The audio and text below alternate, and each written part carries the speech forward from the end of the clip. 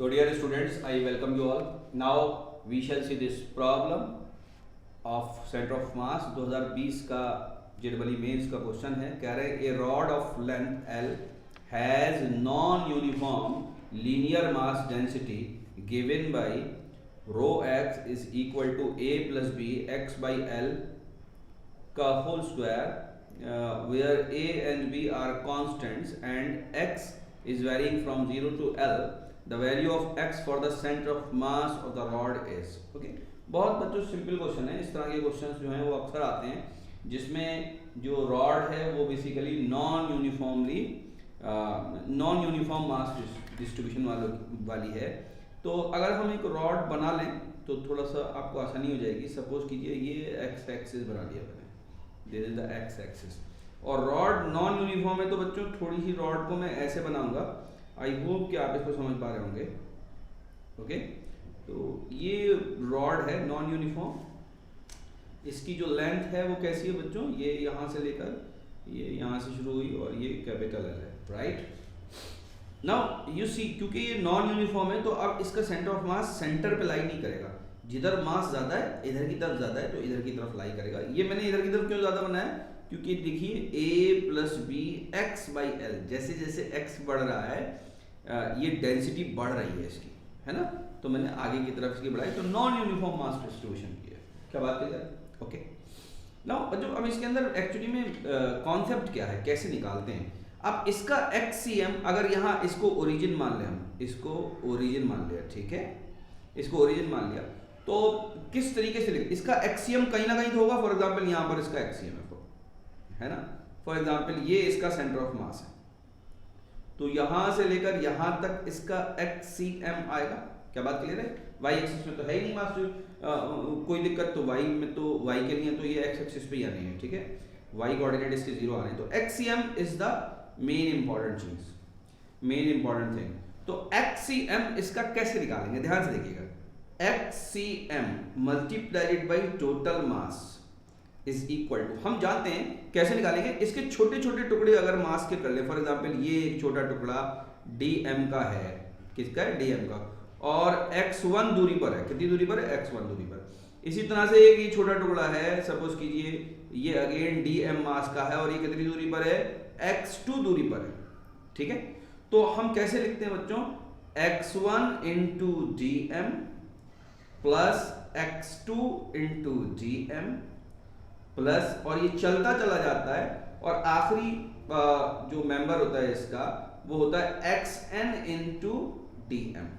ये x1 very करता है, बिल्कुल इसके नजदीक होगा ये ओरिजिन के, है ना. तो ये होगा 0 और जो लास्ट होगा वो लास्ट मेंबर होगा, यहाँ वाला होगा.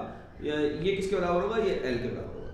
तो इस पूरी चीज को इंटीग्रेशन में कैसे लिख सकते हैं, इस पूरी चीज को इंटीग्रेशन में लिख सकते हैं x जो कि वेरी कर रहा है 0 से लेके L तक, मल्टीप्लाइड बाई हर बार मास कितना, dm.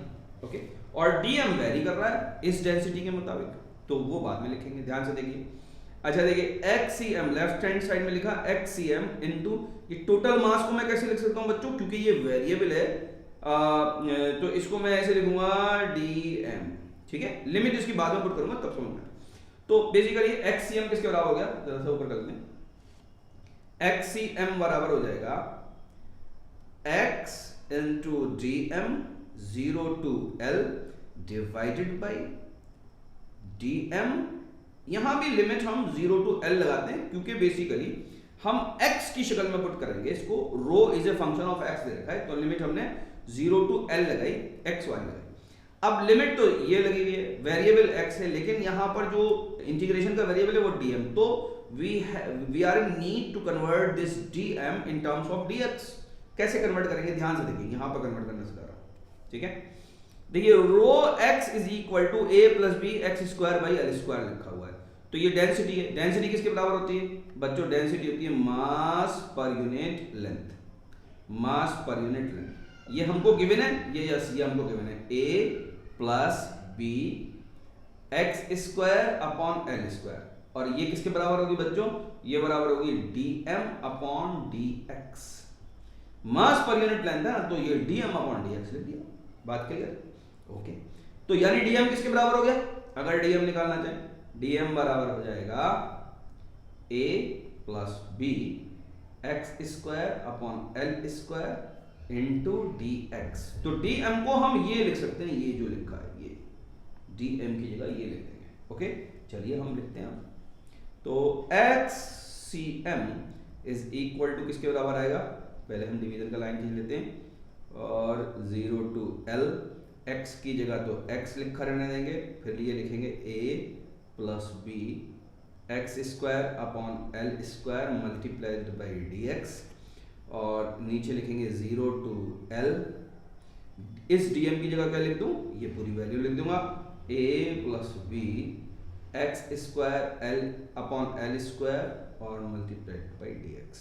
ओके, अब कुछ भी नहीं है बच्चों, अब तो आप इसका इंटीग्रेशन लिखना है आपको और वैल्यू आ जाएगी आपकी। ध्यान से देखिए, x इंटू ए क्या हो गया, x से हो गया, उसका इंटीग्रेशन dx के रिस्पेक्ट में क्या हो जाएगा, a x square by 2 plus, अब देखिए x यहां मल्टीप्लाई हो रहा है तो x क्यूब हो जाएगा, तो b अपॉन एल स्क्वायर तो ऐसे ही आएगा और ये हो जाएगा x क्यूब।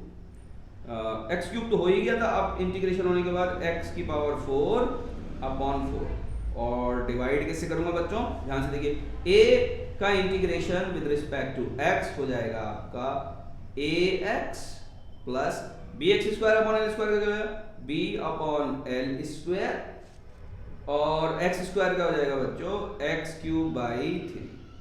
ठीक है, अच्छा ऊपर सॉरी मैंने लिमिट तो लगाई नहीं, इस पूरे में लिमिट लगेगी 0 टू l और यहां पर भी लगेगी बच्चों 0 टू l। आई होप कि आपके समझ में आ जाए बच्चों। जब इसके अंदर x के अंदर हम l की वैल्यू पुट करेंगे तो हमको बहुत ही सिंपल जो वैल्यू मिलेगी और उसको उसके सिंप्लीफिकेशन के बाद जो वैल्यू आएगी वो आएगी 3/4। आप इसको करके देखिएगा प्लीज, कहीं मैं गलत तो नहीं हूं, अगर गलत हूं तो मुझे बताइएगा। 2a plus B upon 3a plus B. Okay, ये आपकी वैल्यू इसकी आ रही है। ओके, और मल्टीप्लाई किससे करूंगा बच्चों, मैं इसको मल्टीप्लाई करूंगा l से, है ना, l इसके अंदर मैंने कांस्टेंट निकाल लिया।